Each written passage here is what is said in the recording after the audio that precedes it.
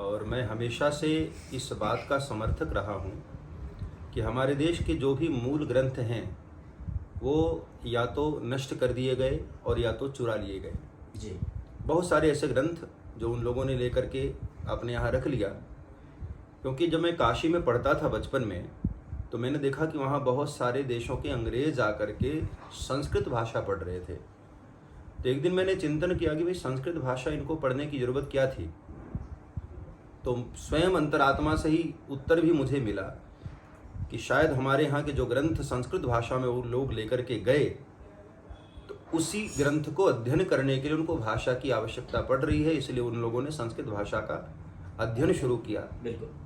और उन्हीं वेदों में से वैज्ञानिक तथ्यों को निकाल करके नए नए आविष्कार करके हम भारतीयों के सामने सीना चौड़ा करके कहते हैं कि हम भारतीयों ने किया, हम अंग्रेजों ने किया, हम विदेशी लोगों ने किया।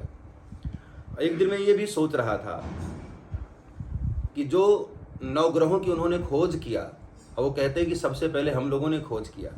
हमारे यहाँ वेदों में शास्त्रों में ये मंत्र बहुत पहले से गाया जा रहा है, ब्रह्मा मुरारी त्रिपुरांतकारी भानु शशि भूमि सुतो बुधश्च गुरुश्च शुक्र शनि राहु केतवः सर्वे ग्रहा शांतिकरा भवन्तु।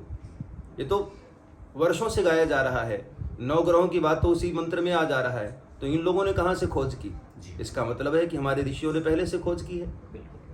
हम लोगों ने विज्ञान को धर्म के साथ जोड़ करके आगे बढ़ाया था, धर्ममय विज्ञान था।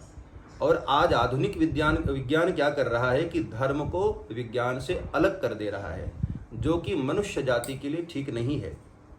इसलिए अभी एक बड़ी खुशी की बात है कि वैदिक बोर्ड की मान्यता भी हमारे भारतीय सरकार ने दी है। और निश्चित है कि आने वाली जो युवा पीढ़ी है, जैसा कि आपने कहा कि बहुत शार्प माइंडेड आजकल के बच्चे हो रहे हैं, युवा पीढ़ी हो रही है, तो यदि वो अपने उस बुद्धिमत्ता से वैदिक बोर्ड के माध्यम से धर्म को विज्ञान के साथ और विज्ञान को धर्म के साथ जोड़ करके यदि अध्ययन करते हैं तो निश्चित है कि हमारा भारत और ज़्यादा विकसित होगा। और जैसा कि हमारे भारत के विषय में कल्पना की जाती है विश्व गुरु की, तो जरूर हमारा भारत विश्व गुरु बनेगा। और इसी तर्ज पर बनेगा, केवल कहने से नहीं। भारत विश्व गुरु तभी होगा जब एक संत ने बड़ी अच्छी भारत की व्याख्या की, भा यानी ज्ञान, और ज्ञान में जो रत है वो है भारत। तो हमारा देश एक समय था जब ज्ञान में रत था, ज्ञान में डूबा हुआ था। धीरे धीरे केवल हम लोगों को खोखले शब्दों का ज्ञान रह गया, अंतरात्मा की खोज हमने बंद कर दी। अब वैदिक शिक्षा पद्धति से यदि हम वैज्ञानिक आधार को मानते हुए पढ़ाई करेंगे तो निश्चित है कि हमारे धर्मों में सब कुछ भरा हुआ है। गोस्वामी तुलसीदास जी ने स्पष्ट कह दिया, वाल्मीकि विज्ञान विशारद। ऐसे ऐसे ऋषि हमारे यहाँ हुए जो परम वैज्ञानिक हुए। रामचरितमानस में परमाणु की बात बाबा तुलसी ने 500 साल पहले की। लव निमेष परमाणु जुग, भगवान के तर्कश में ऐसे ऐसे बाण थे जो पूरे ब्रह्मांड को नष्ट कर सकते थे, जिसमें से एक अभी खोज की गई है परमाणु की। अभी 5 की खोज तो वैज्ञानिकों ने भी नहीं की है, लेकिन हमारे भारतीय ऋषियों ने पहले ही घोषणा कर दी है।